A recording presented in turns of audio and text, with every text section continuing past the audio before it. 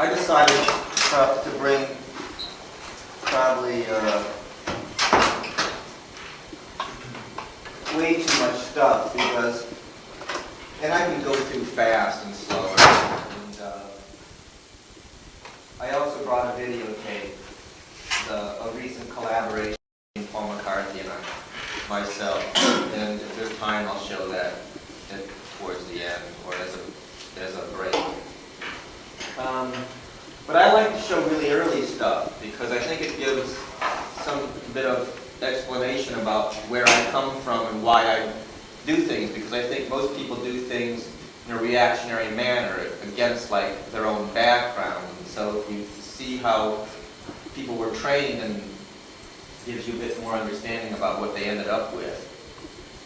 So I'm actually going to show two paintings I did as an undergraduate. This is one of them. So this is from 1975, and it's called Elegy to the Sudanese Liberation Army. And it's acrylic on wallpaper. And I painted on this, it was getting near the bicentennial, so I painted on this revolutionary theme wallpaper, revolutionary American theme wallpaper. And my training was pretty much in basic Hans Huffman push-pull formalism. So I was trained as a formalist painter. And the problem I had with that, and it was already too late. Most of my teachers were GI Bill teachers who had been teaching at university systems since the 40s. And when I was in college, the kind of art stars were still like Rauschenberg and Johns. And hard to believe in the 70s that's the case. And my problem with that kind of perversion of formalism, a la Rauschenberg, was that Rauschenberg and the other artists associated with that kind of treatment of formalist painting tended to pick images that were really blank, that were so much a part of daily life and the media that they could actually, I thought, be equivalent to pure geometry. That's how much tension they had. And so I tried to use images that were more loaded on a number of cultural levels. And so this is so indicative because it's of a period when I was somewhat more abstract. But these are the two I'm going to show. And I decided to use, say, certain kind of subcultural imagery, which in the art world at that time was really, really taboo.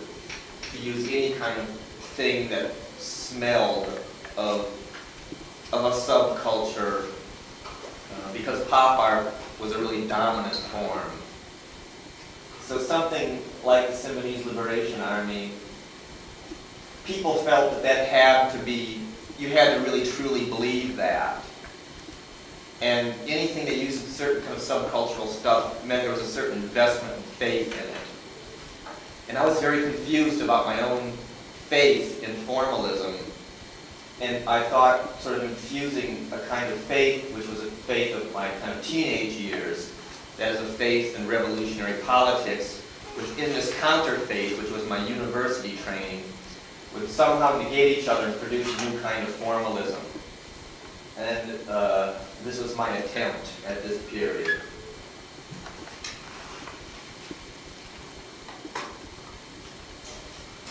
This is another one from the same period called In Anticipation of the American Bicentennial.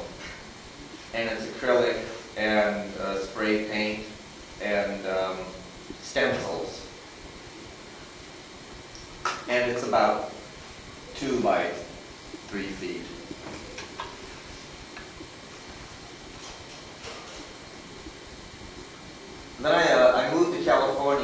76, and I had a big culture clash that I was going to school at Cal Arts, and at that time was dominated totally by conceptualists, image text artists. And they had a total loathing for anything from the popular world, from mass culture, because they thought anything that came from that world, if you used it, was a condoning of the mass mentality. And because I was trying to do kind of a dialectic kind of work, or I thought I was, I really didn't know how to deal with this kind of total repression of my interests. And so I turned away from any kind of art production to something that really was of the masses, kind of almost a spit in the face of this. And so I started building works out of how-to manuals. So this is a chicken brooder built out of a home how-to manual. And I gave up all my painterly training because I was very confused at the period about whether, when I started putting these loaded images into a formalist context, whether that started to read it as allegory or not, whether it started to read in some symbolic fashion, or whether it was simply equivalent to kind of Hoffmanesque formalism. And I thought, well, if I build the blankest, most empty things, I could think from my background, like home crafts, middle America, kind of lower class leisure activity, perhaps that would clear my head about what I felt about this issue of meaning, not meaning. And at the time, these were perceived as being kind of jokes on minimalism, as being kind of middle American minimalism, which wasn't exactly my intention. My intention really was to really do something that didn't have any meaning at all, as far as I was concerned, to see what happened. And what happened was, it led me to these other birdhouse forms, which were impossible forms. And I found that I really couldn't stand dealing with something that didn't have some kind of tail or flip of logic in it. And, these blank things were more than I could take. So I started warping them. And so this particular one is called Tall Bird to Wide Bird. So this is the tall bird, and this is the wide bird area. And then they were accompanied with these little things on the wall that explained them. And they got more and more abstract in this manner. And then I started branching out into more esoteric kinds of craft things. And this one was sort of like the chicken brooder that was built from a how-to manual, but it was built from a how-to manual for spiritualists. So this is a spirit collector, and what it was supposed to do was collect spirit voices, or the voice of ghosts. And in actuality, what it recorded was white noise. It basically was a baffle system that recorded static. And there was this kind of controversy at the time about decoding white noise, and Burroughs and a lot of people were really into this, and they had all these various explanations about what they thought, and they were disagreeing with the spiritualists that it was, no, it was CIA transmissions and all of this kind of stuff. And so I was interested in how one thing like that could be reinterpreted based on the kind of belief system you brought to it. So I did various activities then with these white noise. So in my early 20s, I had been involved in noise bands. And when I moved to California, pretty much given that up. So I was involved in that for like 74 to 76. And I missed doing things with sound, and so I started using these white noise tapes in kind of a truncated band atmosphere, like this. This is called Spirit Voices, and I wanted a simple call and response, where I called the supposed spirit in this one end, and the white noise from the spirit collector was played to this other tube, and an audience member would listen to it, and there were certain rules to these that were very loose. And the rule system in this one was that the audience member could only say whatever he heard in the white noise that was something that a dead relative had said to him. So it limited the response. So a lot of them were kind of set up as being somewhat free, like letting the person do whatever they wanted or respond the way they wanted. But in actuality, it was a lie, that the limitations were free, but within such weird limits that they could only respond in a very super limited way.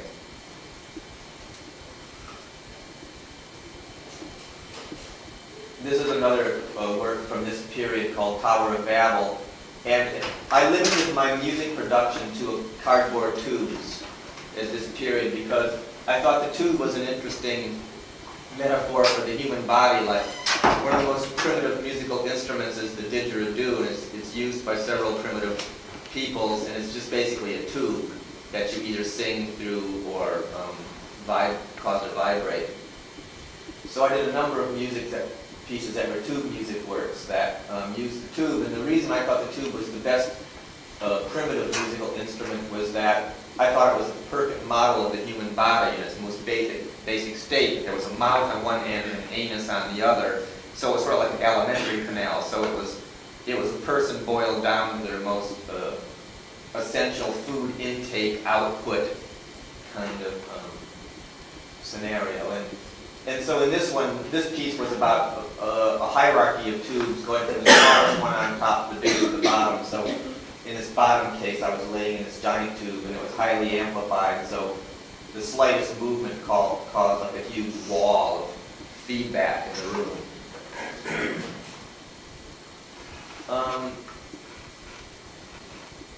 Besides the kind of sculptural works that I did in this period, this is 1979. I decided that I of course wanted to continue doing two-dimensional works, but I jettisoned all my painting training, and I decided that I had, what I was really most interested in was the evocative qualities of the image and how images work together. And so I got rid of color and texture and paint stand and adopted a black and white illustrational style. And this was somewhat in response to photographic image text work. I thought that my problem with photo text in the way my teachers like Baldessari and Hubler practiced it was that it was based on a model of academic knowledge. It was textbook knowledge. There's a photograph and there's text under it, like you see in any science or any kind of historical manual. And I thought, well, that's a particularly classist kind of notion of knowledge. And so I thought I would adopt a more broad-based one, which was illustration. So that way there wasn't a hierarchy of the photograph above other pictorial signs.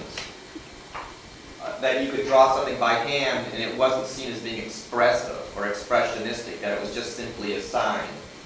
And I still felt enough kinship to this argument that at this time, none of the drawings were actually by hand on paper, but they were lined photographs.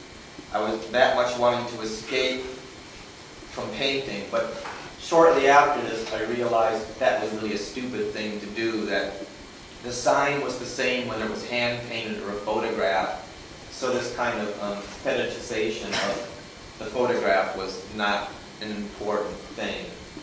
But this was a work done in collaboration with a conceptual artist who was one of my teachers named David Askevold. And we were interested, well, conceptual art generally had to do with kind of logic systems, but we were interested in expanding that into the logic of superstition and paranoia and things that weren't, and gossip and things that weren't generally considered knowledge. But as far as I was concerned, and he was concerned, the systematics or poetics of those systems were just as clear as kind of these other logic systems. So this piece was, we just kind of randomly picked the theme of the poltergeist and explored it, and I did a body of work, and he did a body of work, and we showed them together. This is an old foundation for art resources space that used to be in downtown LA. This is one panel of these 4 photographs, and this was my comment on the supposed validity of the photograph, which was a big part of conceptual art as a document of some real activity, that I mimicked the 19th century spiritualist photography style. And it was interesting to me that even at the birth of photography, it was used to fool people, even when it was most believable that people used it to fool people. And so this is based on the kind of photographs that were done at seances where the medium would exude ectoplasm. And it looks exactly like the old ones. And the text puts this, or reads this oncoming of the poltergeist in terms of the oncoming of puberty. And because it's an interesting fact that the coming of the poltergeist is generally associated with the coming of puberty in girls. And so it's an interesting metaphor of the kind of coming into this, I don't know, kind of phase of a certain kind of belief system, and it's aligned with a bodily occurrence. And that interested me. And this is one of the first drawings I did in this black and white illustrational style, which has kind of come to be known as, the Kelley style. Oddly enough, because at the time people just thought they were cut out of books or something. And it has to do again with this theme of the poltergeist, and the poltergeist read through adolescence. These short pieces, like the 2 music piece, those were basically my earliest performances, were evenings of me demonstrating sculptures or explaining sculptures. And the sculptures would shift meaning as I talked about them. And I was really interested in this idea of contextualization through language. That as you shifted talking about something, its meaning changed. And so it was a very anti-essentialist stance. And as I kept doing this, the pieces progressed into full-length evenings instead of groups of small demonstrations. I would use limited props whose meanings would change over time. And the great biological fact that people have limited attention spans allowed me to constantly shift the meaning of things through the evening without people noticing. So then, depending on what people's particular fixations were, they could believe any one of a certain number of arguments throughout the evening and repress the rest. This particular piece I just showed you is called Indiana, and I won't even try to explain these long performance pieces because they're too convoluted, but they're usually based on very simple image leitmotifs that then were extended through complex poetic associations. So this one was based on this 2 trips, one to Utah when I was an adult and one to Indiana when I was a child, and a kind of merger of the 2. And there's remembrance of the various trips were mixed as if they were one trip. And then there was these 3 images that became the kind of motifs for all the image production. One was this one of a hoop snake, and one was a beehive, which is the state symbol of Utah. And one is this image of a eastern Iroquois village. So the hoop snake becomes the circling fence, and the beehives become the individual dwellings, and the center is then the kind of symbol of association that ties everything there. The meeting house in the center. It's very, very complex, and the poetics, I won't bother to try to explain. This is another one from 1980 called 3 Valleys, which was another landscape performance. I did a lot of things about landscape this period. Landscape as a metaphor for memory. And this one was about picking 3 random sites well, two actually. One was Ojai, and one was Sun Valley in California, and I went to them, and then the third valley was composed of the mixture of the two. So it was basically the same as Indiana, except it was in present time, rather than childhood, adulthood. Then this was a show at the Old Lace that was on Broadway in the Mexican kind of garment district. And this was a show I did in 80 of sculptural props from Three Valleys. And this is another project I did around the same time, maybe 81 or 82, called Meditation on a Can of Werner's. And this was a historical project. And Werner's is a soft drink that's a local soft drink from where I grew up. It's a ginger ale. This is a logo. And I haven't seen it in many years since I moved away from where I grew up. And so this is the logo on the can of Werner's that's drawn from memory, if you're not having seen it. And this whole piece is based on the notion of symmetry and American history, based on the fact that this elf is winking and screwing the symmetry up. So it's about symmetry and anti-symmetry, which I aligned with the two main historical influences in American history, which was the northern Dutch history and the more repressed British Puritan history. So the winking or screwed up symmetry or anti-human side, depending on how you interpret this, humans are basically symmetrical, was Puritan, and the other side was Dutch. And there was all these descriptions of the various literatures of the two people in the early periods to prove this fact. And then this was a main set motif.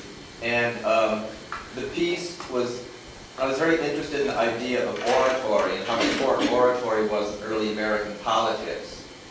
And I think I had been reading Longinus around this period and was really interested in the kind of politics of oration.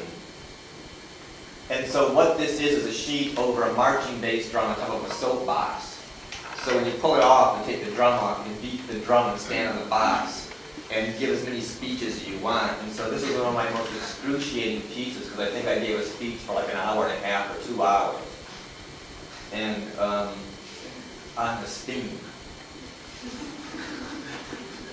But anyway, that's the next kind of throne stage. And then I did a number of works in the kind of Hudson Rivers, Albert Pinkham writer vein.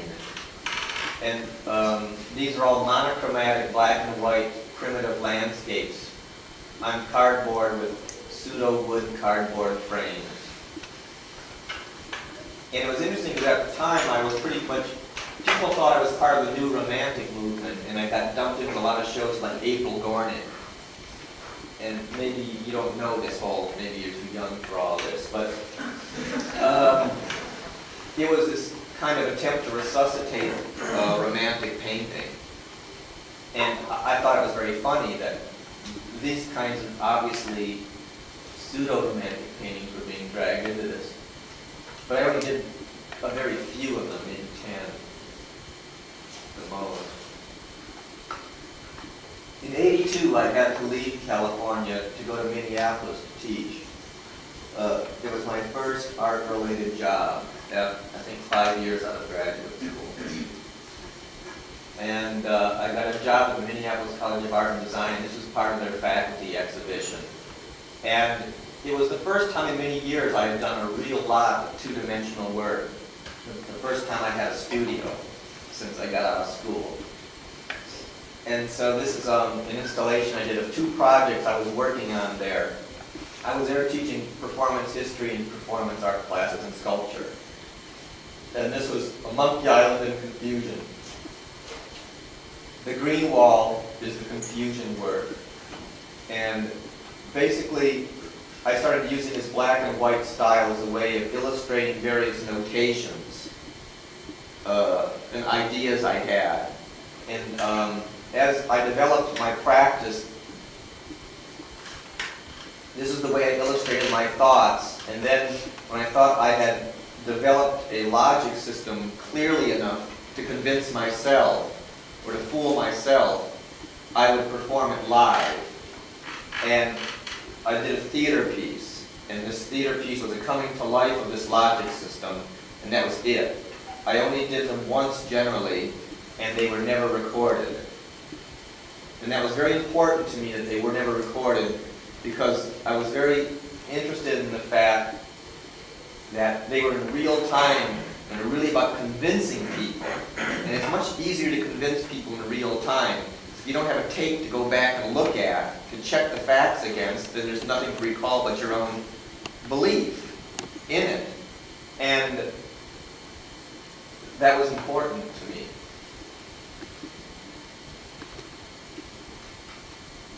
So after I did these performances, the project died and I started a new one. This was the other project I was working on. It was called Monkey Island. And Monkey Island was an extension of Meditation on the Can of Burners and this kind of exploration of symmetry, except whereas like symmetry and meditation on the Can of Burners was symmetry in relation to history, on Monkey Island it was symmetry in relation to sexuality in the body. And it all comes from a memory I had when I was a young child.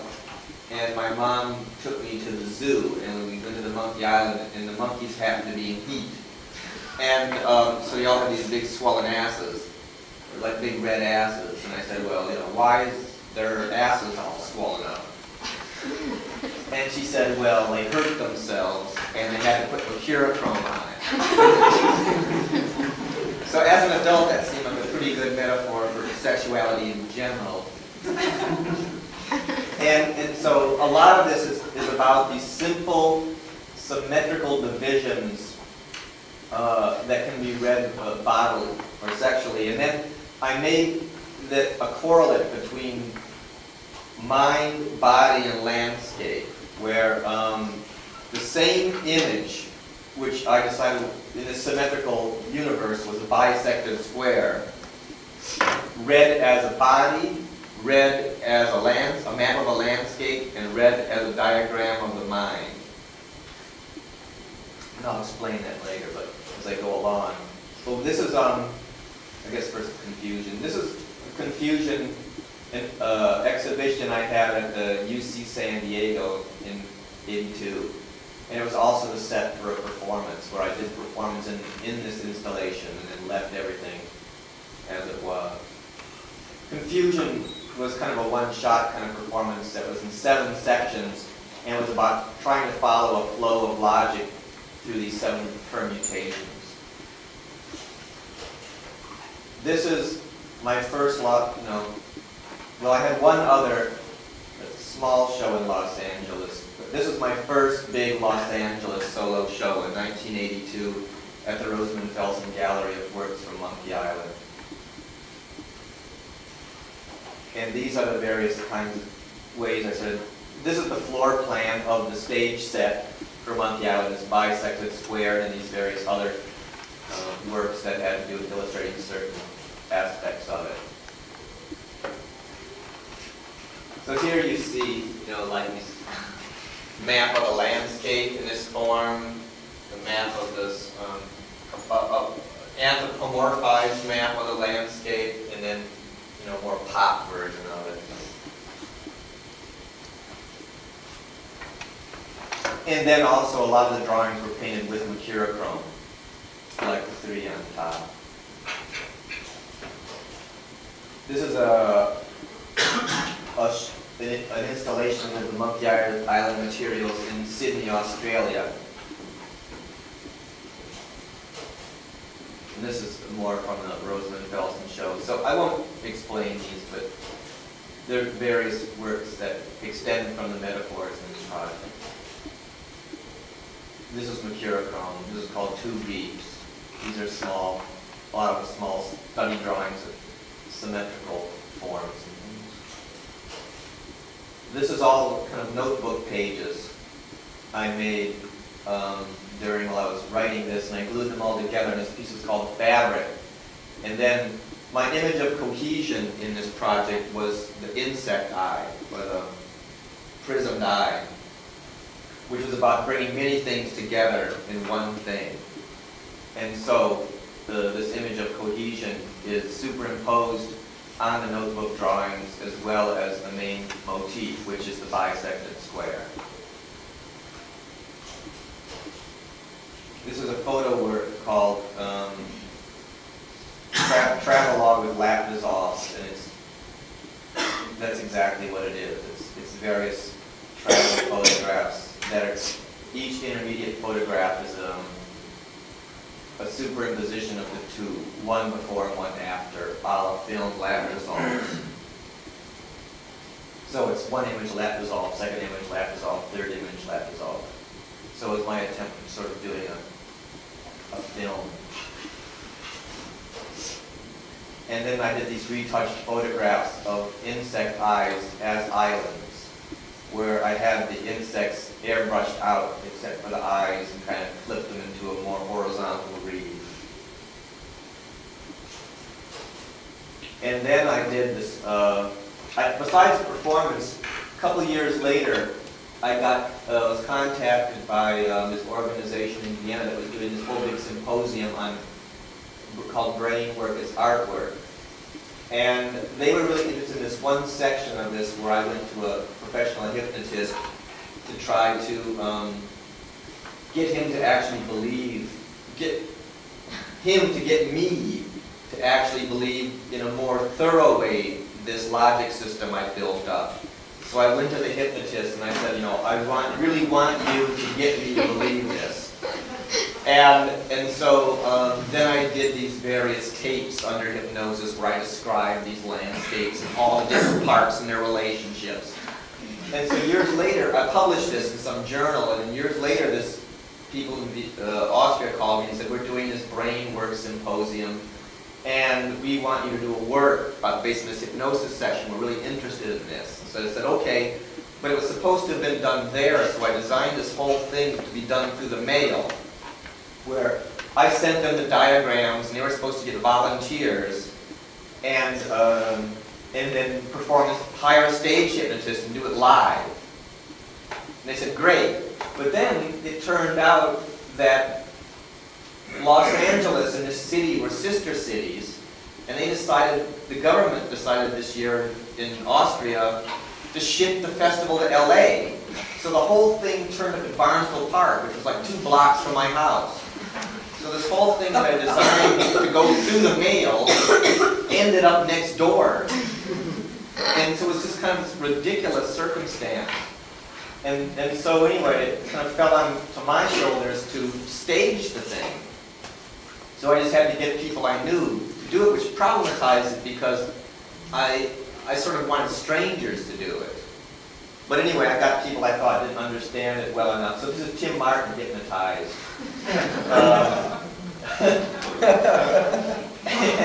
And so what they were asked to do was see this diagram first as their mind.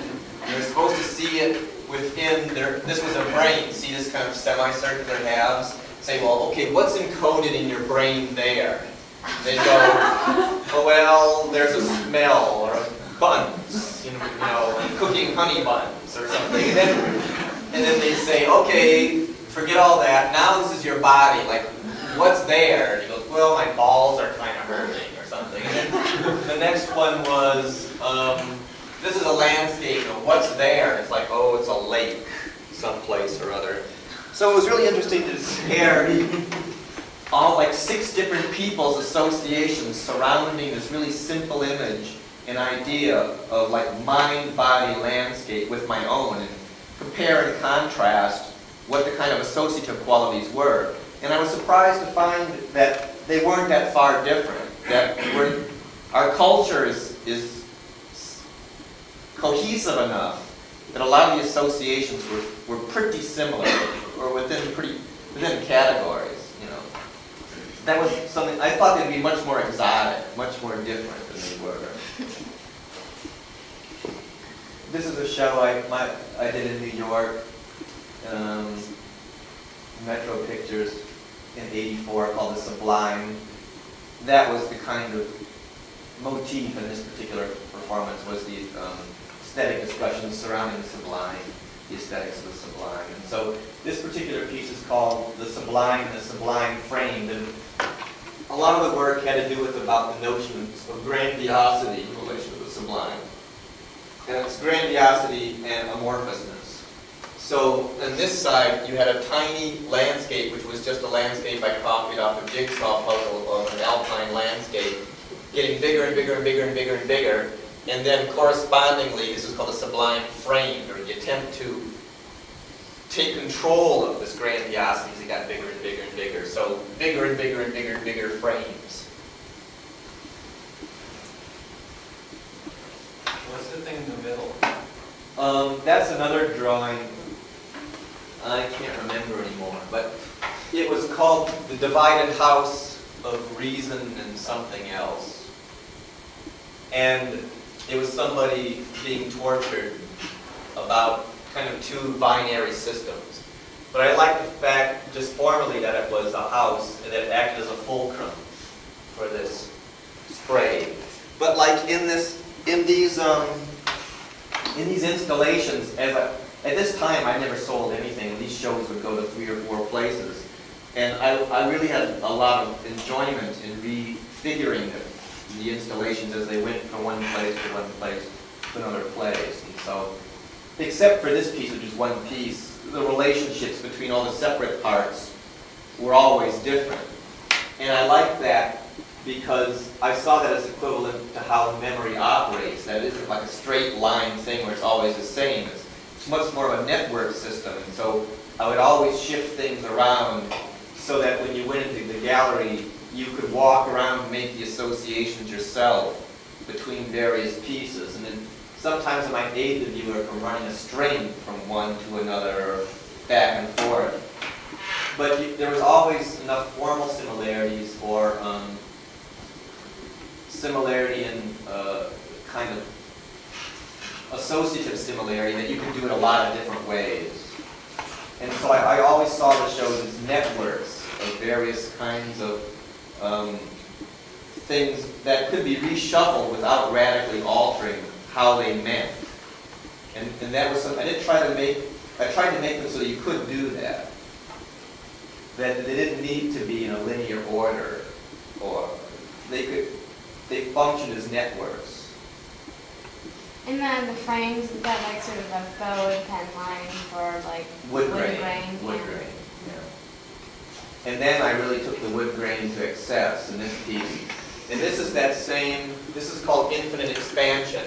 And this is that same landscape motif, but where it meets the edge of the frame. I just took the lines out, and it's 7 different drawings on top of each other, where they meet the edge, they go out. So it could have been as many as you wanted to pile on top, getting bigger and bigger and bigger. And then these were a couple paintings I did. This is the same exhibition but at Rosamund Felsen, and this is called The World's Largest. So it's the world's largest tree, totem pole, flag, ruby, clam, and flower, the real ones. And then this one's called Omphalic Universe, and the omphalos is the navel, so it's about this attempt at getting hold of infinite expansion by the focus on the self, or the center point. And there's this thing in romantic painting called the spot syndrome, where they always stick some tiny figures in these huge landscapes to try to ground them so that they can't escape like human interest totally. So this is what this is, where then I did 5 examples with my navel circled, the figures circled here in like a Utah landscape, one kind of star system, and other various architectural, environmental aspects of certain landscapes, and then on tree rings a certain historical date circle.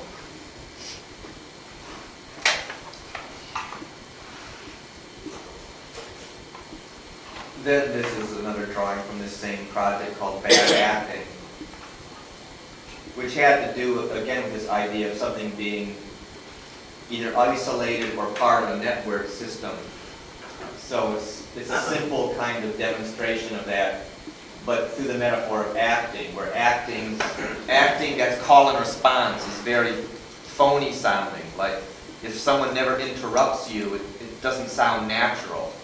Like it sounds like a puppet show then. Like, hi, how you doing? And, people don't speak that way.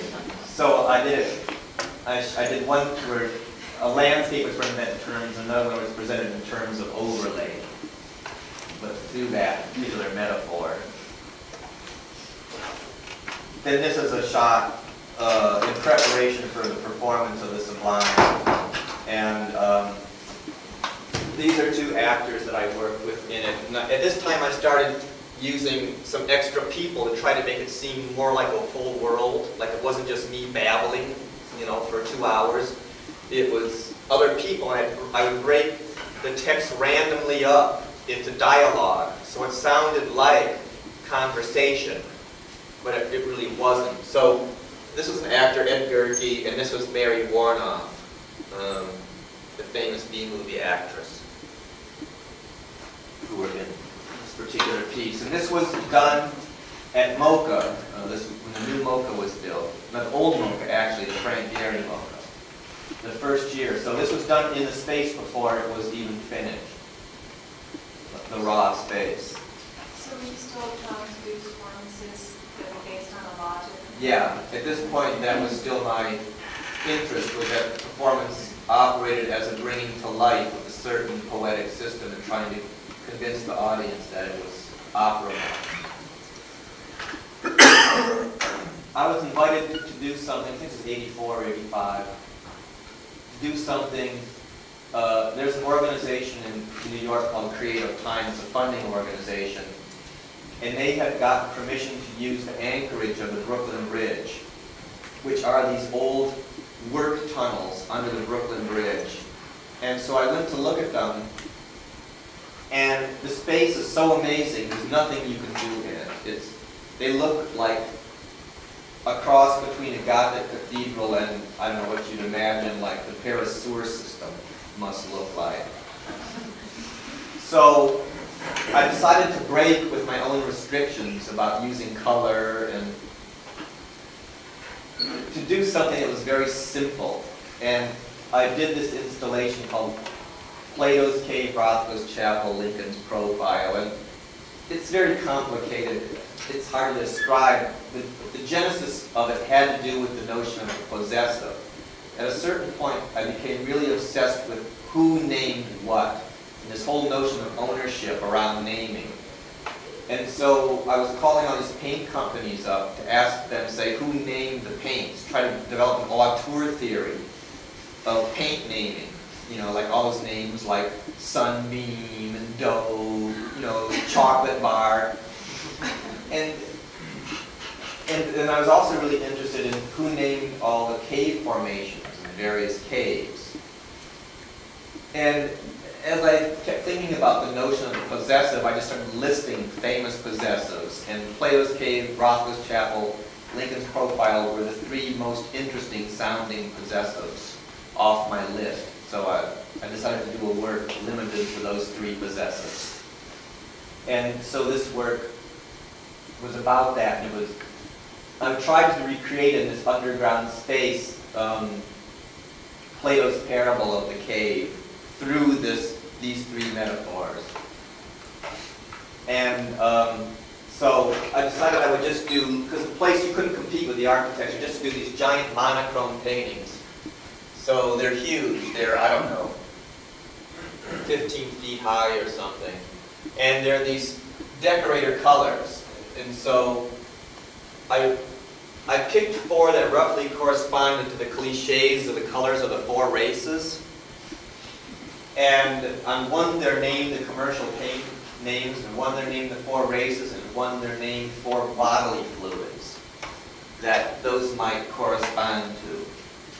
And then there was this kind of sheet hanging, and then there was this, and then the color system was all based on Rothko's color system, which is even though he's Jewish, it was basically a Christian color system of like purples were tragic, like Lent colors, and oranges and yellows were the colors of rebirth, which is the same color symbolism as Easter, which I thought was interesting. And so I chose this Easter image of the Easter bunny in purple and yellow with the traditional Easter colors, which I thought was even doubly ironic since Easter is a pagan holiday that was absorbed by the Christians. So that was part of this. And then this was a diptych called Rothko's Bloodstained Artist Conception, because there's no existing photographs of his bloodstain when he committed suicide, which his friend said was his best stain painting. And then this body print, self-portrait of the Shroud of Turin. And then there's a light system that was supposed to mimic, it's called the trajectory of light in Plato's cave, which goes from this purple flashing bulb down to a fake fireplace here up to another fake fireplace, and it's supposed to somehow mimic the trajectory of the false light. And Plato's, I don't know if you know it, it's a famous parable of the falseness of existence, that we live in a simulacra, and that all we see are projections of the Platonic truths. And so we live in a cave, and all we see are shadows of the truth reflected down through the cave and these shadows. And so it's kind of a model of that. And I redid this installation at Rosenfels Gallery, and I wanted to recreate this atmosphere of the cave, but because the space was too small and didn't have that great architectural feeling, I decided that we had to do kind of a physical thing to get people in that mood. So I hung this painting of a cave over the door, and you had to crawl under it to get into the exhibition. So I thought if you actually had to do something, then you might appreciate the poetic system better than just walking directly into it. So this is the painting you had to crawl under, and it's called Exploring.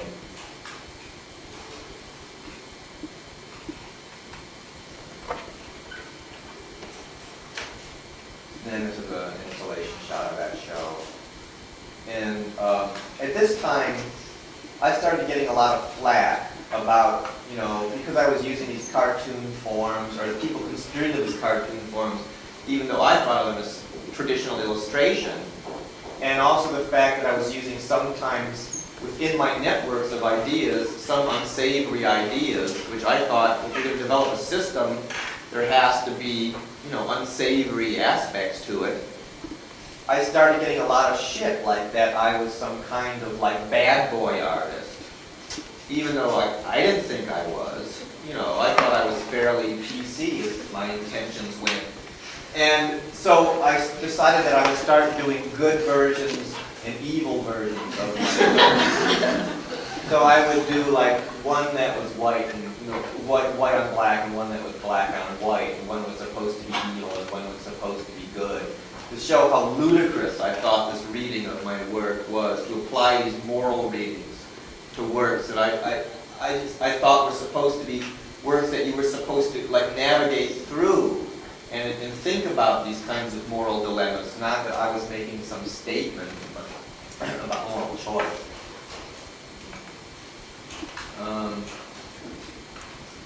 This is a piece called Trickle Down Swaddling Clothes. I don't know, there's not too much to say about it. Maybe the only anecdote I can tell about it, except that at this point I was becoming more aware that in a lot of my work there were certain scatological overtones, and that I wanted to start pushing that. And all these things that were kind of coming up that I realized were traditional low comedy aspects to my work, I wanted to start bringing to the foreground. And so that wouldn't be a little bit of enlightened, a little bit of body humor within the whole work, but that the whole work would more directly address kind of repressed issues in one way or another. But especially in the 70s, with a lot of the feminist discourse that was going on, I became very sensitive to the depiction of women in my work, and at a certain point gave up depicting women at all, and would substitute men for the images of women. And this is a case in point, where this kind of birth scenario where both figures are men, that I wanted to make it clear that I was speaking through my voice, and that everything I was presenting in terms of gender dynamics was through the male voice. And later on, I sort of gave that up. I thought that was slightly repressive itself. But at this point, that's what I did. How did you get around the moral imperative or whatever with the kind of like trickle down in swaddling clothing in the middle of the 80s? It seems like it's really evocative of some sort of a stand. Well, I didn't think so. I thought it had more to do with the formal reading of the work, that on one you would see a kind of shape trickling down, and then on another one it's put in, kind of a typical scenario that you could read in terms of some kind of sexual dynamic or birth dynamic. And swaddling clothes has that overtone of nurturing and comforting something. And I wanted that to be read, that okay, maybe it's like some perverse extension of birth, but it's still meant to be read as nurturing. It's not meant to be read as perversion, it's supposed to be read as nurturing. Now you can take it or leave it, but that's what I was going to title it. You don't have to believe it if you don't want to. So I don't know, I didn't see it as being a loaded title. I thought it was fairly straightforward.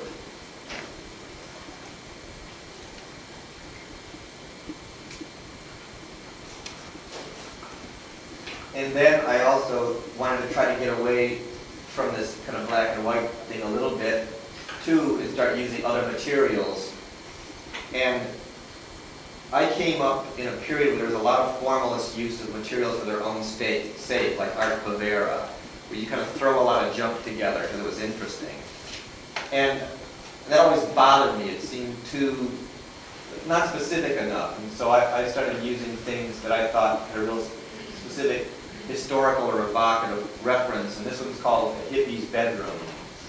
And what it is shag carpeting, and there's a big brown candle in the center, and it's as if this candle is melted down, forming this Rorschach blot. And as a kid, I was always really interested in like carpet burns, because it was like the perfect notion of time for like a druggie, because they pass out, and the bigger the burn was how long they were passed out. So I thought this was a really good way of using like a material that's really loaded, like, oh my God, I burned a hole in Mom's carpet. And everybody knows this. Everybody grew up with carpeting, most people. And so some kind of trashing of the carpet you could really feel, in some way. So this thing about the hippie's bedroom and this thing about time and,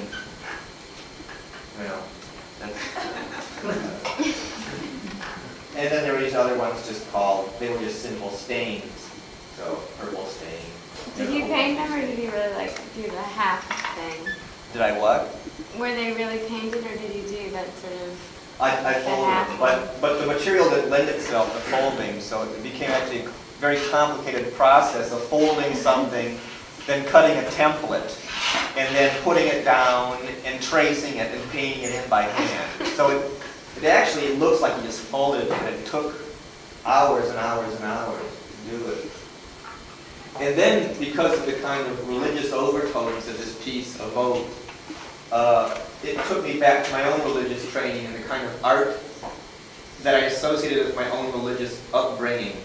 And I went to Catholic school as a youngster, and at that time, the Catholic Church was trying to become hipper and get more people into it because they were losing everybody to Protestants. And so they tried to modernize religion and gear it towards youth. So that meant a full-scale adoption of modernist imagery. So they started doing all this banners and church design in international style, modernist style. And then they started mimicking Calder and Matisse and doing these banners for folk masses and things. So this was a way to try to like hoodwink kids to think that the church wasn't like repressive, was to give them this kind of modern looking things to do, which I always thought was a great indictment of modernism, that it could be so easily absorbed into the church. And they all did it themselves. In fact, that Rothko did a chapel, and Matisse did a chapel, and all of this. And so this was exactly the kind of thing that I had to do when I was in school. Forced modernism. Oh, so this particular one is, it's called, I wanted to do them on secular themes though, instead of religious themes. So because this was this particular Lincoln's profile section, this is called Lincoln's Beacon, and it's a simplified version of the great myth of him studying by candlelight in his log cabin. So it's the candle in the book.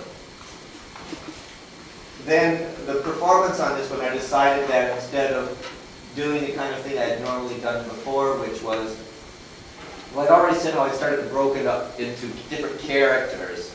Well, in this one I decided that I would even try to present it in a more populist form.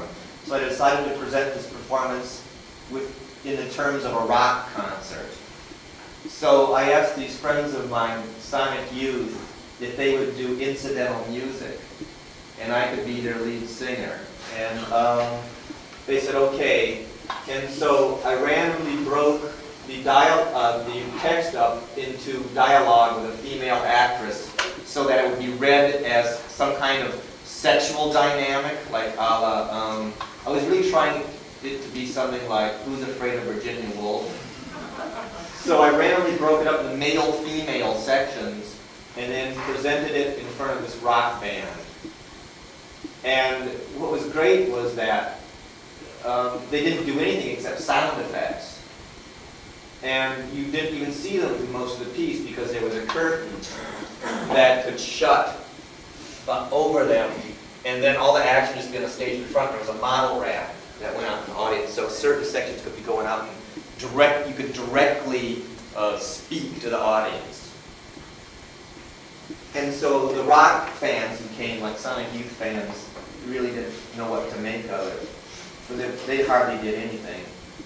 This is another scene from it where this didgeridoo player played a 10-foot long didgeridoo that functions as the anus of this woman. And there's a lot of kind of structural theater kinds of things too about, instead of using mic stands, you have people do it. And so there's all these extraneous people who just do technical things and stuff like that. So here's one of these kind of like, fight in the front room kind of sections. But the text had nothing to do with that. Like, the text was about the typical poetic system that I developed. So it was just staged within terms of this kind of dynamic. It really didn't have so much to do with that. But is that, you can see that as subverting, going into your original intent to convince the audience of your logic, and then this is more the audience into a show? No, I thought that it aided them because those are such traditional forms that people really want. And I thought some of my forms before had been too avant-garde and too Brechtian, that they just pissed people off because they'd say, well, I thought it was this, then, an hour later, maybe it was something else, and you can't keep track of it, and they would get frustrated. And this was very popular, like, it was always dynamic, and there was always stuff going on, and I don't know, I think they still got the stuff through it, but I don't know. But they were definitely, they could respond to the form much easier. And it was an experiment anyway. I wanted to see what happened. This was my last public performance. It was in '86. And after this, I got too much stage fright. I couldn't do it anymore. So this is the end of it. This was, I did a show in Chicago at the Renaissance Society of works from the Half a Man series, which is the series, I'm sorry to explain that, but that's the series that has to do with my adoption of craft motifs like the banners and things, which comes up much later. After I did that one in Plato's Cave, I thought like this world opened up to me, like there was this whole repressed way of making art that was from my own background that after I'd gone to art school, I'd totally thrown out the window, that I became super re-interested in. And then I decided after that to explore that, like this kind of craft idioms. But anyway, right around that time I was asked to do this show in Chicago, and I decided to show these works from this Half a Man series I just started working on, and then to do another public work, which is the first public work I've ever done, within the hallway of the university. And this is a very interesting art space because this is the gallery back here, but it's located within the university. So like these doors are all classrooms in a typical university, a big university where like there's language classes and history classes. So all these students who would never ever go to an art gallery are right next to this thing every day. So I decided to do this work. It's called Pain, Fear, Pleasure. And it was geared, I did it specifically for this academic environment. And it's all these famous artists, poets, and philosophers primarily, with quotes linking somehow art production and criminality. And then in each venue it's shown in, is shown by a painting by a local murderer, in this case John Wayne Gacy, and a collection box for a local victims' rights organization.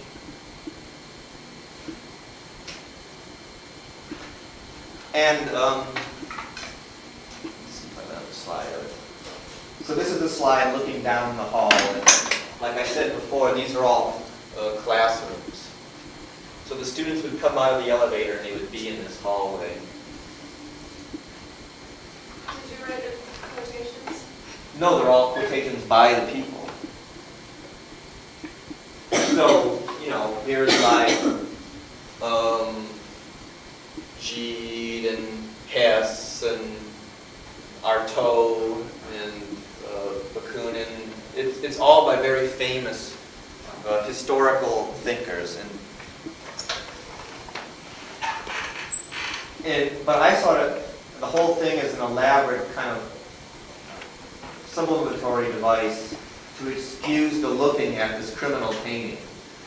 Because there's such a mystique about that, and there's such a mystique about the mix, you know, like the connection between the artist and the criminal. And in certain cases, I can see a social function for it. Another one is pure kind of romance of the artist. And so I wanted to problematize it. Like, well, here's a painting by an actual killer. It's not very romantic.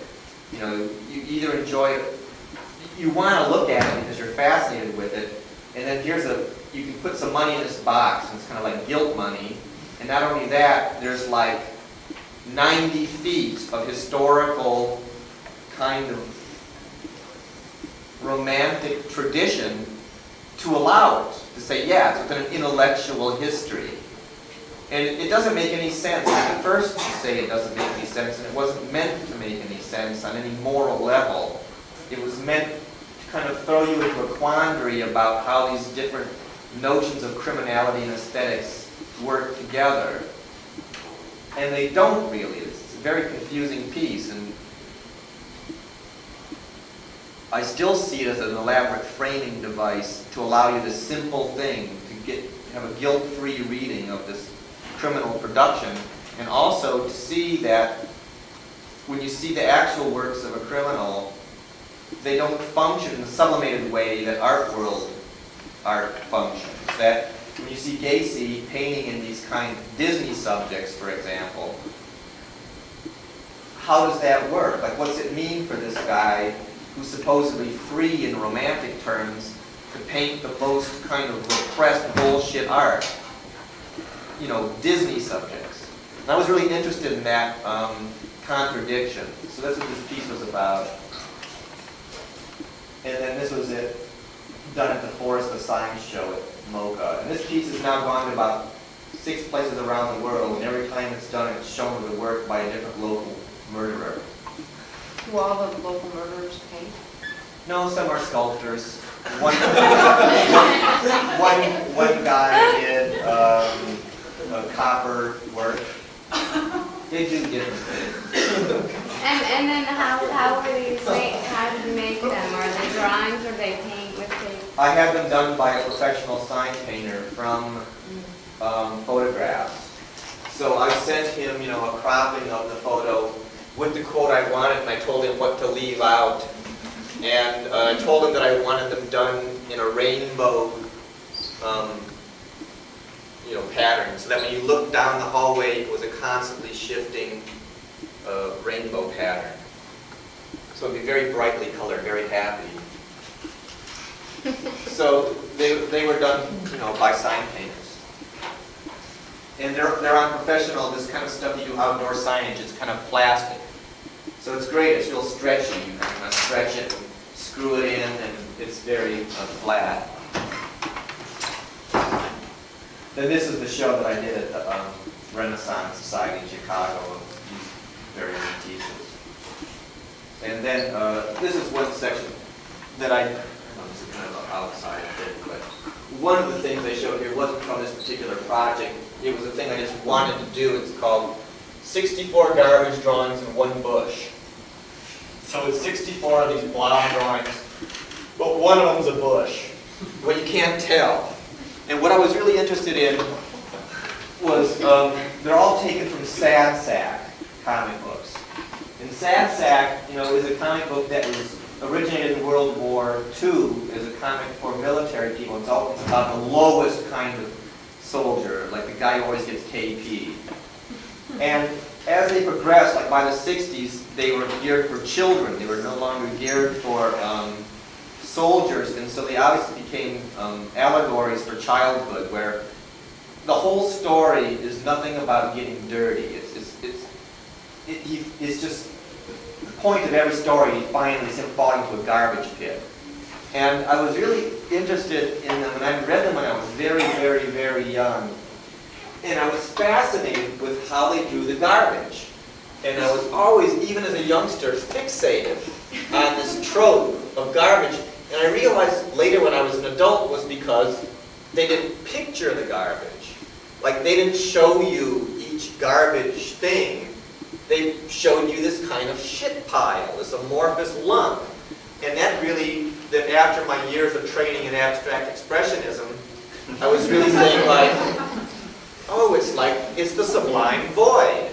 And I realized that was the popular way of representing that which can't be pictured. And that there's certain tropes for picturing the unpicturable. And so that's why I wanted to make a compendium of that. And then I was really interested, but within this certain system of tropes of picturing the unpicturable, there were some things that were terrible and some things that were good, but it was only the context that told you so. So that's why the bush, which is a bush in the stories, you can't tell it in its drawing style from the trash once the narrative has been erased. So it functions kind of as a negative, well, kind of like the fly that's released to get all the other flies, to neuter them, you know?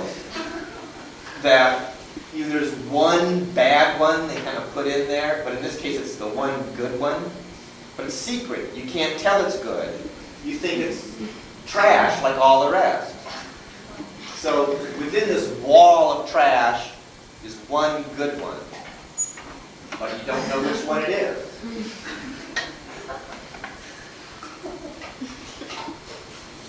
So here's more, but you know, there's a lot of these.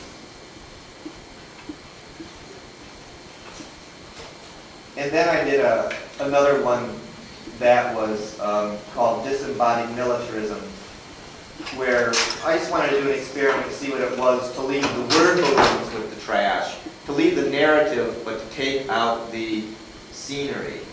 So I started it off with this opening statement, which is a quote from, I think, a 17th century book on prostitution, no, pornography. And at that point, pornography specifically meant the life of prostitutes.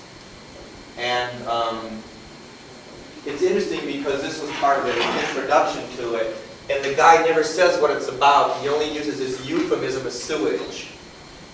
You know, if I have been able, without scandalizing anybody, to enter cesspools, to handle putrid substances, to spend part of my time in refuse dumps.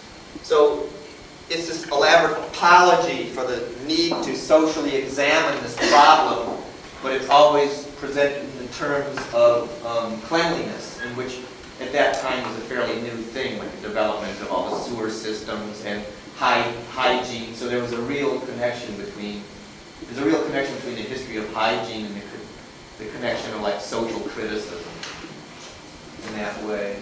So this is one panel of this story where you are given the word balloon, but nothing else, no character, just the trash. So the trash is the character, the sewage is the character in the story.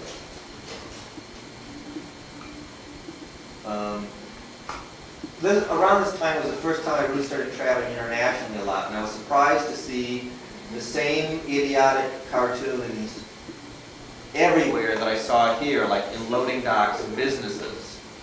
And I realized, and they were all like 10th generation Xeroxes, that there was this underground railroad of this kind of stuff. There's this whole separate world of art production done by workers.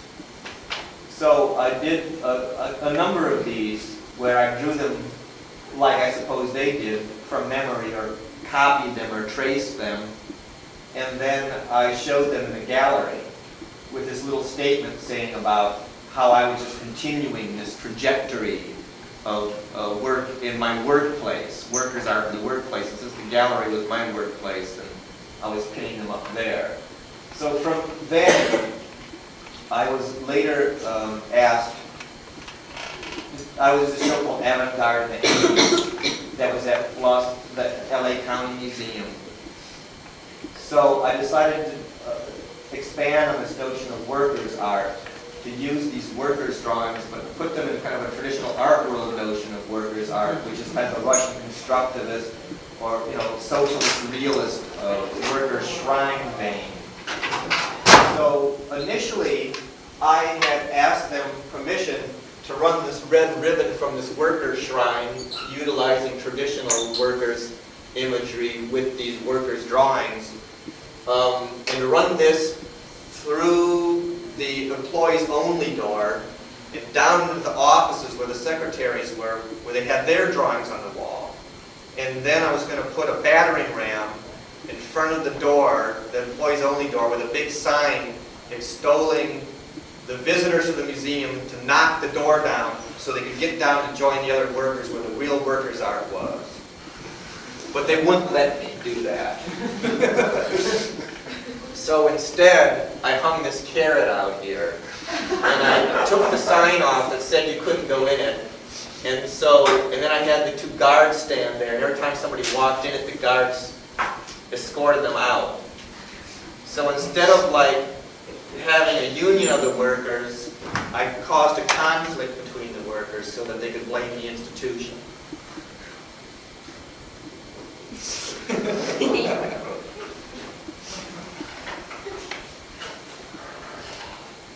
These are just a few oddball works I did when I started doing these craft things. And this is a box I found in the street where it had been lined with greeting cards and birthday cards. Obviously somebody's keepsake box. And so I just glued up all my mailers up until that point into it to round it out. And I put all these dried flowers in my whole clipping file of reviews in there. And it's called Memories. And then this one's called Antique Prematurely Aged. and it's an old dresser I bought and refinished in the antique style. And on top of it is a glass top with pictures of me cut out of art magazines. And then underneath, you can see reflected in this mirror the accoutrements of a fictional teenage girl. And it's a diary, a girl's sex manual, and birth control pills. And so it's really about making a piece where I'm my own sexual fantasy. And it was spurred because I went to my brother's, and his niece had this dresser sort of like this with all pictures of Don Johnson on top. And I sort of thought to myself, well, gee, I sort of wish I had that kind of prestige. But I realized that to get that, I had to be the girl myself. That this culture doesn't, artists don't mean enough in this culture to be a sexual desire, object of sexual desire, so I had to be the girl myself. So it becomes like an autoerotic kind of dresser. Then this is called More Love Hours Than Can Never Be Repaid. And this is my first stuffed animal work. And it was done pretty much in response to the prevailing trend of commodity art in New York in the mid-'80s. And I was really kind of upset with how there was this rise of all this sculpture that utilized new products and fetishized the new as some sort of commodity critique. And at the same time as this, there was a kind of liberal mirror version of it that was trying to escape commodification by making art that they said was analogous to the gift. Like, okay, we're not going to be in a gallery, we're going to give you something, and that's going to escape this whole problem. So I said, well, that's bullshit, because this whole thing about the commodity isn't limited to, like, the fetish object. It's the whole thing about the whole mentality. And I decided that I would do all this work about the gift to disprove this romantic notion of the gift. So I thought I would just go out to thrift stores and buy all these things I knew were gifts because they were handmade. They weren't commercially made. So the fact that somebody made them proved that they were meant to be given to somebody, because that's a kind of cultural truth. So I thought, I was thinking about the commodification of emotion within the family, that it doesn't have to just be about the beautiful object, that you aspire to get and try to get against the guy next door and all of this, that you could do it on the lowest level. Like, if I give you a blanket that took me 20 hours to crochet, within a working class mentality, that means that's 20 hours of payback time, because at least people from my class were raised on the wage aesthetic, which is hourly.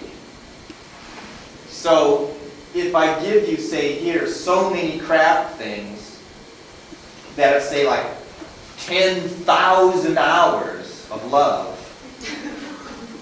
you're an indentured servant. You could never, ever pay it back. You're basically fucked. And so I thought that's much better than kind of sticking like a toaster oven on a shelf, because like that, okay, that's all about the gloss of that. But this is the real thing. So this was my attempt at doing commodity art. And then I also expanded on these notions, my interest in the cut felt banner as a motif, and did a number of them. So this was kind of a abstract expressionist type splatter painting done in cut felt. It's called Art and Flower. This one's called Daddy. And these are the fascist axes, which are the word for fascism derives from these axes, which are were the symbol of Roman authority. So the fasci forms the all-seeing eye, the patriarch, the phallic all-seeing eye, the castrating eye. This one's called, and so you see that I started to adapt the form to kinds of subjects that hadn't traditionally been treated with them. This is called Animal Self and Friend of the Animals.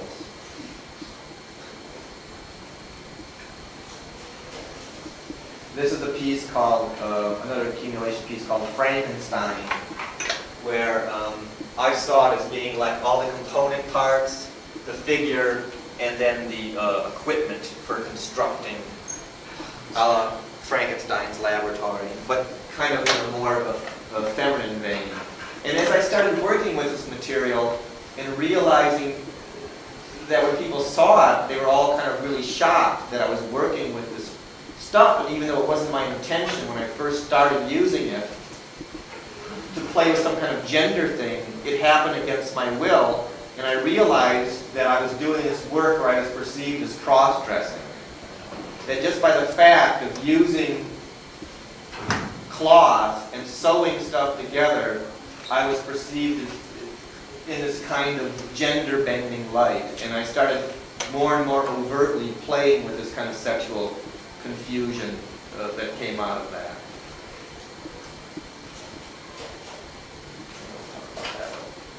So then I started doing a few more kind of more formal pieces using these stuffed animals. Like I did a group called Estral Stars, going back to this monkey island fixation I have about monkeys and estrus, which is a technical term for being an eat.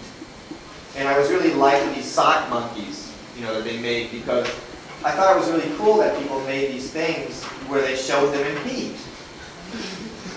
So I started, and then the mouth is the same as the butt. So I started sewing them together in various configurations, like this simple formal configuration. And then I did a series called Manly Craft, where I tied yarn arcbuses upside down to get kind of a testicle formation, a phallus testicle formation, as if to prove my manliness in spite of sewing. So, I'll go with the other ones fast because they go faster.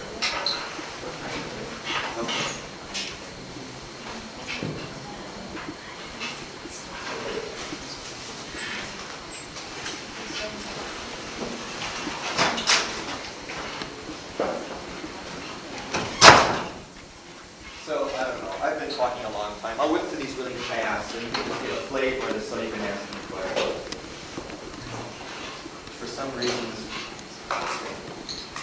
So anyway, this is a show I did in New York, my first show of all these stuffed animal pieces of the Arena series. And the Arena series are these pieces of these things laying on floors, on these blankets, which to me was, I thought, provoked a theatrical reading, that you tended to want to see these things interacting within that format. And I was going for the schism between seeing them at this pace where you go, there's a tendency to go, oh, this is talking with that, they're doing something. But then when you get really close, they're so filthy that you go, oh, it's a rag, It's not a bunny, it's a rag. And I was really interested in that, like when you're far, oh, they're talking. And when you get close, no, it's an object. It's not alive. It's disgusting. It's a rag. So that was what I was trying to do in this particular series. This is one called Blue Bunny, where there's certain formal things going on, like the bunny matches the color of the blanket. This one's a symmetrical one called Arena Number Something Dogs, and there's a symmetrical autograph hound with one going in either way, and you watch by this other pair. Blue and red. And all the things on there are undefinable. They're just kind of little doily scraps and little squiggle things. You don't look like anything. Then I did a series that were just yarn unraveled onto white blankets, so they had a really kind of hospital feel about them. And they were very visceral in a funny way. Because they look like, a doll unraveled, and you start to see the yarn as being equivalent to a doll's guts in a funny way. once you're used to seeing something personified just by virtue of its shape, then any kind of destruction of it is seen as being some kind of negative thing against the body. You start to see everything in very visceral terms, even if it's just raw yarn from a skein unrolled on a blanket. I did a series of drawings then called sack drawings based on this bodily metaphor, because after I started looking at a lot of these dolls and comparing the different construction techniques, I noticed that you could get away with anything that was a sack. The sack was the lowest common denominator for a body. And so if you sewed eyes on any sack or a mouth, it was believable as a human being, even if it had no appendages, no ears, no nothing. So I decided to do a series of sack drawings. And so I decided, well, what's a sack that's not personified? Well, a garbage bag. So I did a garbage bag, a doll, and then personified body parts. So this one's called Kissing Kidneys. This is a series called Incorrect Sexual Models. This one's called Thalassa. Thalassa refers to the primordial pre-birth state. So the kind of pre-conscious state. And then after that, I don't have all of them, but one's called Utopia. And Utopia is this symmetrical configuration of body parts, perfectly symmetrical. And these models then try within this very limited system present various sexual models within this system based on the utopian normative one of symmetry, like the fact that male and female are perfect pairs. So this one's called Envy. This one's called Mommy's Penis. This one's called Homosexual Couple. And there's about 4 more variations in it that by simple shifting of like the proper symmetrical relationships, you can see them in other kinds of readings. This is a show I did in Rosamund Felsen about, 86 or something. And this show, I've showed all these pieces called Empathy, Displacement, Second and Third Remove. And I became really interested after the Arena series in this notion of empathy, like how you can see this incredible variety of forms as being human. And I realized it was about the fact that you blocked seeing them as formal forms and just saw them as standards for the human. So what I did was I did kind of a typical scientific illustration of the dolls, and I put the real doll in a box in front. So the empathy, displacement, second and third remove is again this reference to a Platonic archetype, where the first remove would be the generally human, the second remove would be the doll, the third remove would be the illustration of the doll. You could keep going down the line of removal, of getting empathy displacement. But, of course it had this really unpalatable tone of like, well, the dolls are dead. They're in these boxes. Even though it was an exercise in kind of getting away from empathy, to get people to think, just look at them as morphologies. Like, look at the amazing variety of shapes that you can believe are human or accept as human. People instead went for the box, the thing they couldn't even see. And go, oh, there's a poor doll inside that box. And of course, maybe there wasn't. You couldn't see it. It's just a box in the proper proportion. Then there was I did about 6 of these works that are called, I don't know what they're called. Anyway, the idea was to pick these different empathetic subjects, like, say, the head of a murder victim here, the head of somebody who maybe was murdered. This is a student from Tiananmen Square, a toe and a head and a stuffed animal. So it was like, well, you generally empathize with the head. That, in general parlance, means the person. Well, why not the toe or the finger or the belly button or any other part of the body? Just a convention. So all these different things are then linked back to the central unifying source, which is blank. And I was thinking about them as paranoid paintings. in that the logic that held them together is missing. So it's like this invisible controlling force that unifies them as a group, but it's blanked out, it's missing. And then these are just some details of those kind of dolls. This is another one called Carnival Time, which the figures on the left are the, what do you call it? The presidency and everybody who would take over the presidency if the president was killed. So it shows them all dead, like their heads up on spikes. And then they're in the same proportion as one of the empathy displacements that was blank. And then you're showing three carnivalesque, traditional carnivalesque images about the reversal of power. So like Disneyland, a pig in a hat, and a heavy metal band. Just three fun things to do. Then I went back to this idea of picturing the amorphous and just started doing various blobs. Like, what are the tropes of picturing the amorphous? So this is blob number 1 or something about this. And then I started getting to some that were slightly personified. Like this is blob number, 10 or something, but it's called hayseed because it has a corncob pipe and kind of grass hanging out of it. So it's a country blob. Then I actually did a whole series of blobs that were kind of in the formation of political cartoons where they were interacting with each other with certain kind of, I think I have one I can show it to you. This is wedge blob. Yeah, here's one that's kind of like a political cartoon where I start if there are these random relationships of forms, then I might as well just start giving them properties. So this one's called minor infraction. So church and state and masturbation down here. Well, it's little and it's bad, but it's acceptable. Because what's great about political cartooning, it's one of the last allegorical forms that uses the kind of, say, pre-Renaissance trope of picturing things of importance by scale. It's really the last popular form that does that, like presidents big, senators little, John Q. Public's the littlest.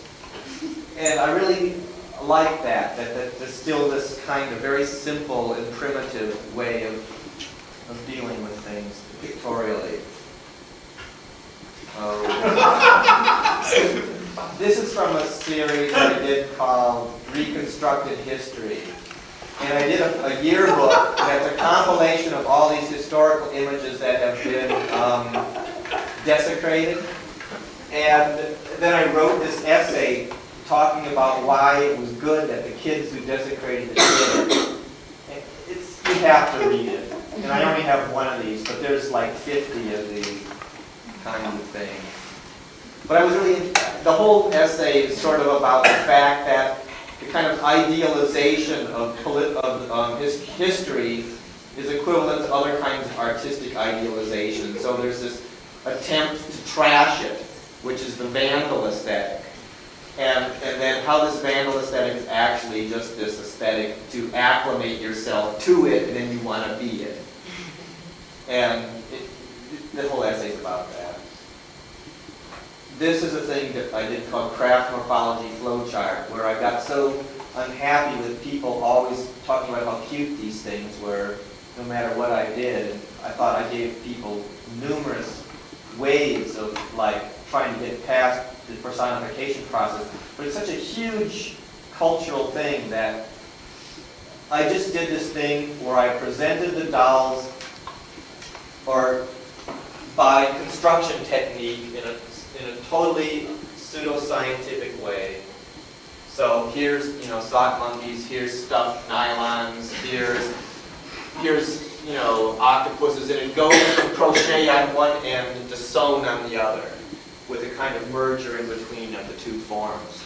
And I really became an expert on crafts by doing these works. And then this was my way of just saying that I don't want any more to do with this kind of stuff. But there was 3 different representational techniques. There was the display of the actual things. There was a kind of, in my normal style, of a kind of simple illustration of one group, and then there were these photographs of each one displayed, shot with a ruler like archaeological artifacts. Didn't that make the personification thing worse? I mean, didn't people think of them like the lab rats? Let's let all the lab rats go. I don't think so, because there was too many. And they were so logically organized that it looked more like a flow of form than it looked like anything else. I don't have too much to say about these, except that I was starting to think that the other banners I had done previously were perhaps too nostalgic, or too biographical. And I wanted to make an experiment for myself to see what it would be like if I would. And they were also perceived as being kitsch, which I didn't like, because I thought there was a historical exercise about showing how one kind of high form had become a low form, not to revel in kitsch, but just to show how one thing transformed into another. So I decided that I would just go to universities and pull signs off the bulletin boards and do these kind of banners. And so that's exactly what these are. They're just different kinds of banners. I mean, 8 by 10 signage pulled off university bulletin boards.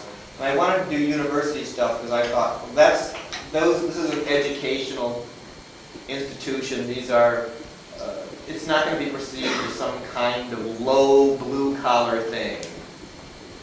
It's an educated thing.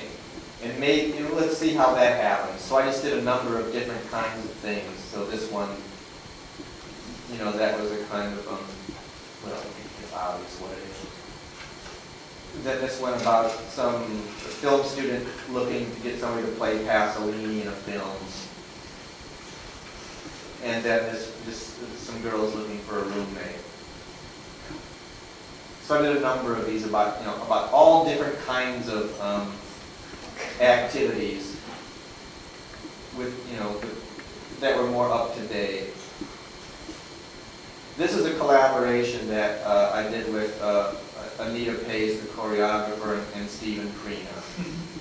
And this was done in Vienna and here. It's called Beat of the Traps. And it's kind of a complicated structuralist piece using drumming. So this is a shot of it. These are all shots from it in Vienna. You can see Steve's kind of continuing theme of he uses the #1 single from a week to kind of keep things within the present.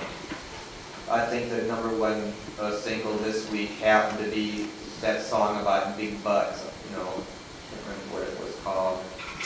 Baby Got Back, yeah.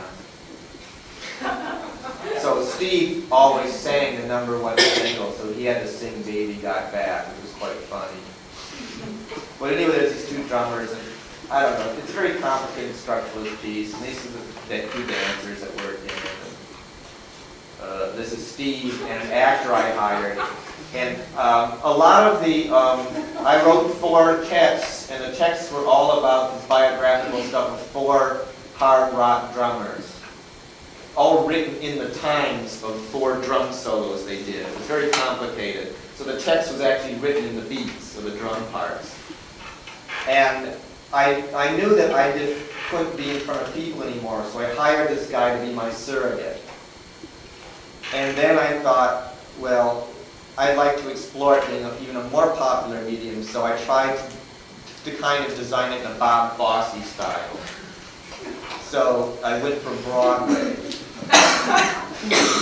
So thus the sequins and the hats and the whole thing, which I thought was a great, playing with this contradiction between Broadway styling and this kind of history of heavy metal drumming styles and things like that. It was a really fun piece. I really liked doing it.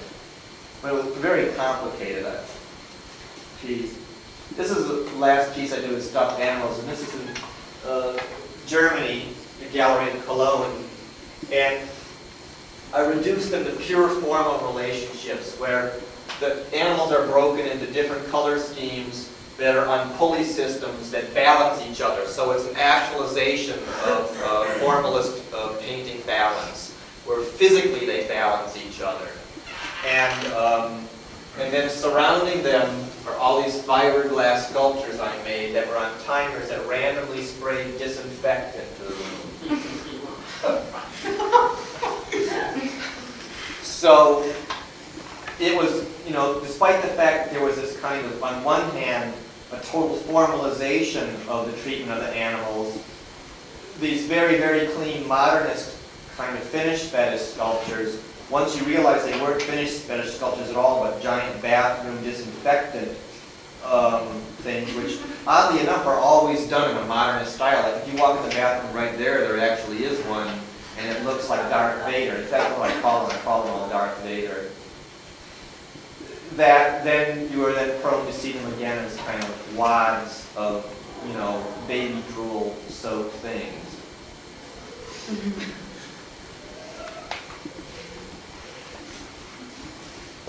Then this is an extension of that piece I told you about before with, you know, the workers' drawings.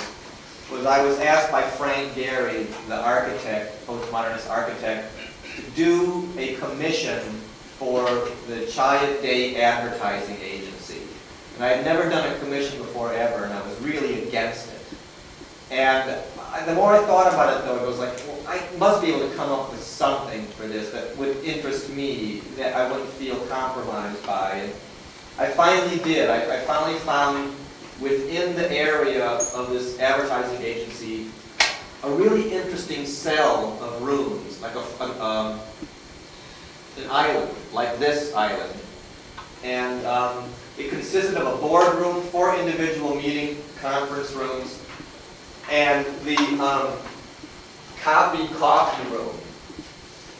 And so I said that, well, what I want to do is put these workers' drawings as super graphics on the boardrooms and individual conference rooms. So the kind of things you would normally find only in the secretarial offices would be public art within the meeting rooms generally set aside for workers' meetings. Not workers' meetings, but meetings with clients. So the kind of stuff that normally would be hidden away would be public. I cut a picture window through this wall revealing the coffee room, so that you could always see the workers kind of slumping off back in their coffee room. And then I cut a porthole from each individual conference room so there was no privacy, that you could see in every room from every other room. And then they said they were going to build it, and then they said the economy crashed and they couldn't build it. So when I was asked to be in the Helter Skelter show at MoCA, I asked them to build this project 100% scale. And that's what this is. And what I really found fascinating about it was that this particular area of rooms was obviously not designed by Frank Gehry. That obviously some underlings designed it because it was straight office architecture. There was no Gehryisms in it.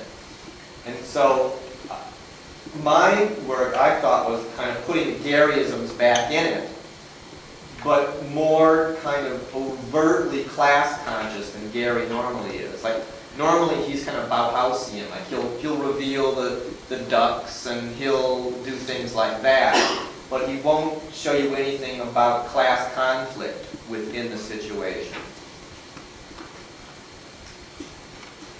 So these are more things. And then I found these other things that were kind of rule systems. So this is in 3 languages, telling workers not to smear shit on the walls in the bathroom. So it's blown up like super graphics, and it's presented as like super graphic signage within this work environment. Then this is looking into the coffee room. And all this stuff is stuff that I actually pulled from MoCA's workers area. So they actually could go in there and get their coffee and stuff. And this is a couple of the individual meeting rooms. And then I put a drop ceiling in with no tiles, so that you could see up to the top and the rest of the building, which is I thought was kind of a Gary-esque thing to do. This is my last show at Metro Pictures, which is kind of a return. Well, I thought if people are prone to see me playing with kind of a feminine, well, at least in that particular body of work, persona, then if persona is that liquid, then I might as well go back to a male one. And that would be just as unbelievable as the other. So I decided to do these various woodworking projects, which is kind of a real throwback back to the birdhouse pieces. But in each one, I thought I'd try to make them a different kind of personality somewhat. And some of them are actually built from how-to manuals, and some of them aren't. And then, see on the walls, there's these blow-ups of how-to manuals. Like this is how to build a Kalima bench. And then this is a dual one. That one part is how to build a tool shed, and the other is how to build an orgone box. Because I did a work that was a conflation of the two. So that one is called, the toilet one is called private address system, and it's got microphones inside of it, so it sets up a constant feedback loop. Well, like there's a mic down in the toilet hole, and there's a mic kind of where the piss hole is, and it sets up a feedback loop. This is called, it's a giant breadboard, and it's called Rolfing table. And then this one's called torture cable, and it's built in the kind of generic descriptions you always read in true crime literature about the tables that people build in their basements to kill people on. Kalima bench, which is for giving yourself home enemas. This is a combination, a tool shed, orgone box. And this is a combination primeling cabinet, speaker cabinet. This one's called Gussied Up, and it's just typical bedroom furniture on a workbench with a vise, but everything has been dressed up with doll clothes. So, there's a little sock, and, there's a little coat on the vise, so it's kind of making, Dad's workbench just a little more nice and friendly. And this one's called Brown is the Color of My True Love's Soul. And it's a picture I cut out of Time magazine of Bernard Getz, who's the guy who shot the kids in the subway in New York. And in the background, he's kind of sitting in his den, which is this great typical man's den, all wood. And there's this thing made in the background, and I rebuilt it here.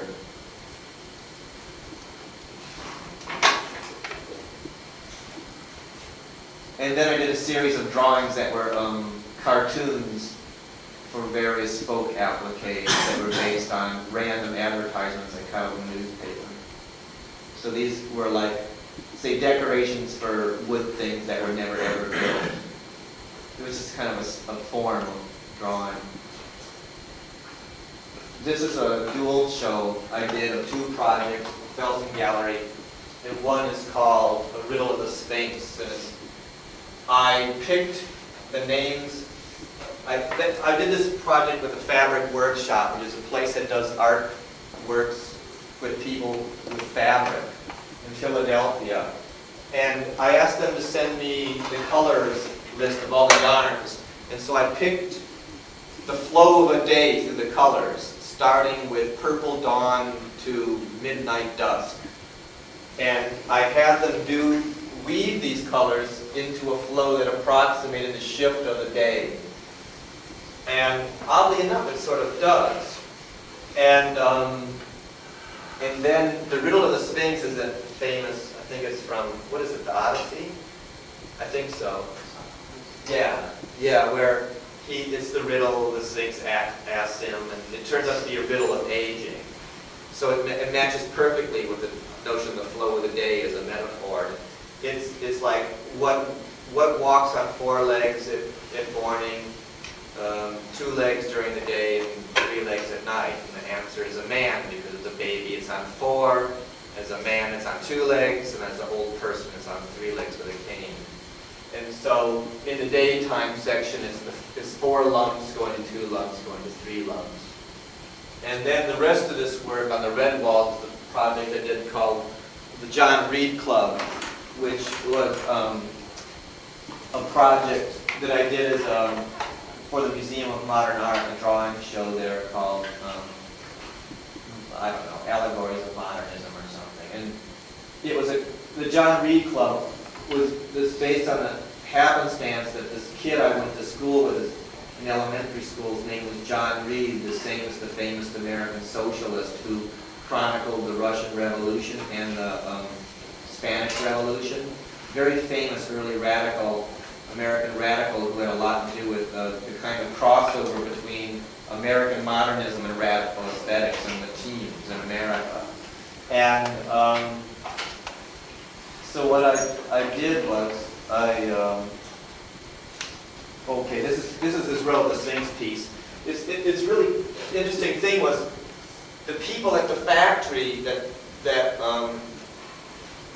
produced it, that knitted it, sent me this this calendar picture of Mount Fuji, and it's exactly the same color scheme as this kind of random color scheme I picked to show the passage of a day. I mean, it's almost exactly the same, and it's so great. So I framed it. It's part of the piece now. It's like there's that, and you see this. So it's almost like a collaboration between me and the people at the factory that knitted it for me. So it's easier to see. This guy John Reed, when I was in elementary school, one of the first art things I did, we used to do parodies of Marvel comics, and that's all we did. We hardly paid any attention to school at all. But this is not right. But we did these parodies of Marvel comics, and we were in Catholic school, so this particular parody was Bozo the stained glass window. It was a personified stained glass window. And so this is one page from it, which is a splash panel showing the superhero and where he lives, the Bozo building. So what I did was I redrew the whole comic. Oh, I can't go back. The thing's not going backwards. But anyway, can you do it? Yeah, just take it back to. What I did was 3 versions of the complete 3 issues I still had that I came across in a box at my parents' house. And take it back one more. Yeah, one more. Yeah, I did one version that was a straight redrawing of the comics by John Reed. One where it was all adolescent biographical material of the youthful John Reed, which were all written for kind of a socialist audience and really trying to make a huge, it's like Abe Lincoln, you know, the kind of books you do for Abe Lincoln for kids, but it's about John Reed. And it's all like about his adolescent turmoils and what a sickly youth he was who became the star of a football team and then an important revolutionary worker. And then the third one was all quotations about the shift in American radical aesthetics from the teens to the 40s. So, but they're all presented within the same narrative format. So this is one that's these various things about his youth. Like he was in high school he ran the Glee Squad. And so the most inspired song and cheerleader of the football crowd had for many a days. Let us set the words to an international worker of the world's favorite to Harvard, old Harvard, swinging a sledgehammer with the proletariat is as good training as playing football in college. And at Harvard, yes, a crucible bulwark of the status quo. And then the other one was all about much more aesthetic concerns about the shift to radical aesthetics and notions of the radical aesthetics throughout the century. This is another piece called Lump and Roll. this is the piece I did with Paul McCarthy, where he's just fascinated with the Heidi story, and so we decided to do a collaboration where we built a set, and he sort of did the chalet alpine stuff because that's his fixation, and he's really fixated on the grandfather and Heidi characters.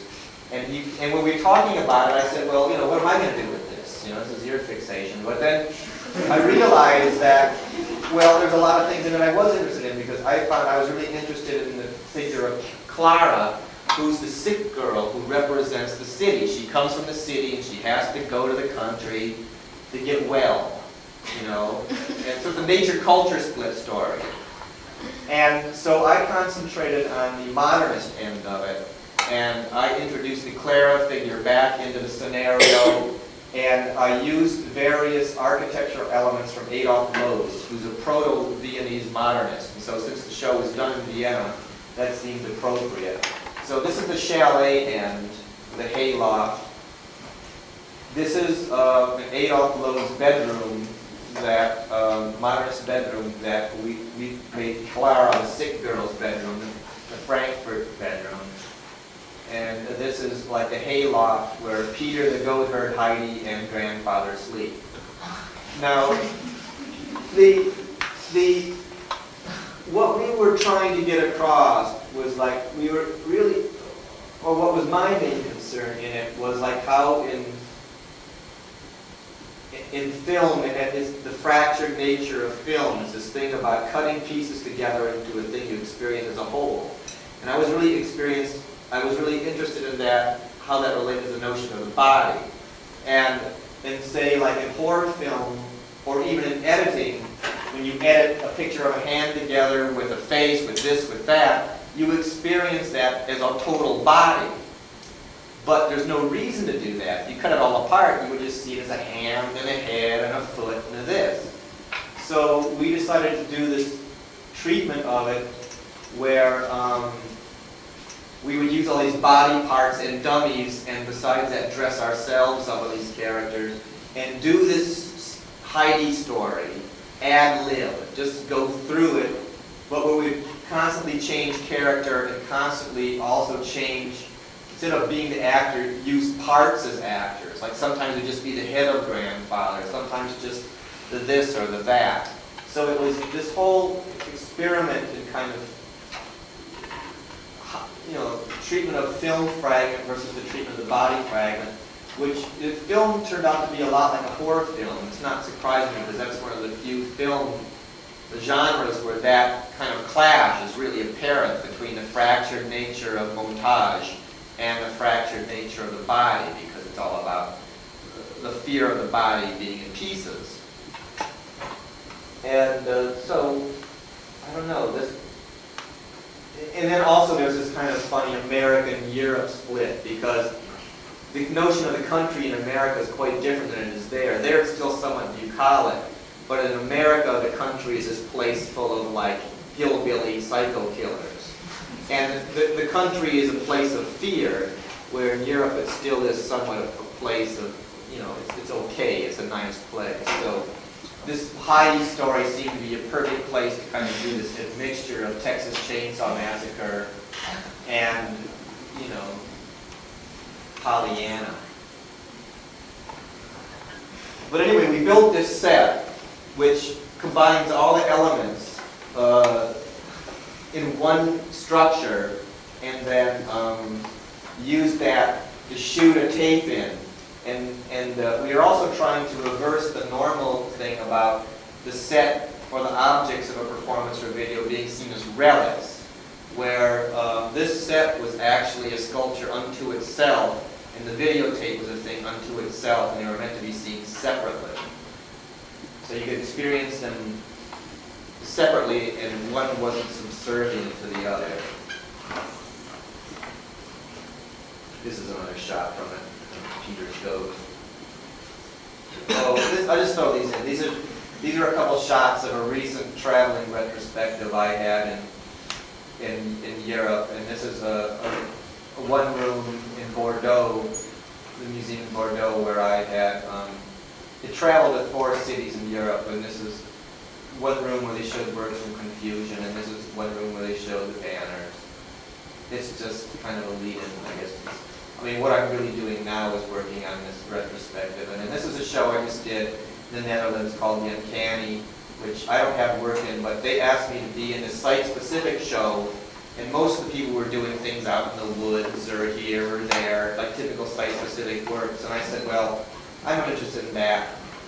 In working on this Heidi project, I had amassed all these pictures of figurative sculpture that had this weird quality that I wanted to emulate in the tape. And I showed them this pinup board, this scrapbook, and said, I want to do this as a show. And so my site is going to be the museum. And I just want to do a curated exhibition. You know, I don't want to do something that's supposedly about outside the place or out here or out there. I just want to do this. It's going to be the only opportunity I'm ever going to have to do a full-scale museum exhibition. And they let me use their municipal museum, and I curated this show and wrote the catalog essay. So it's called The Uncanny, and it's a figurative sculpture exhibition. And I don't know, I'll just show you the slides, and we can talk about it later. So this is the opening room. That's a Dwayne Hansen from the 60s, A Race Riot. And then behind him is this work by Daniel Faust, which is 1,000 documentary photographs of displays in museums using figurative elements, ranging from street-side museums to full-scale museums to historical museums to all kinds of things. It's an incredible, cross-section of photographs of that kind of phenomenon. And that's a piece by Matt Mulliken. And then there's the first room. And then also, besides these sculptures, I had all these historical photographs in there too, to put the show in historical perspective.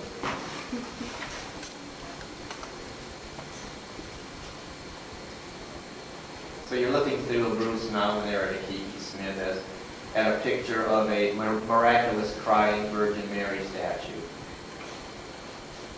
And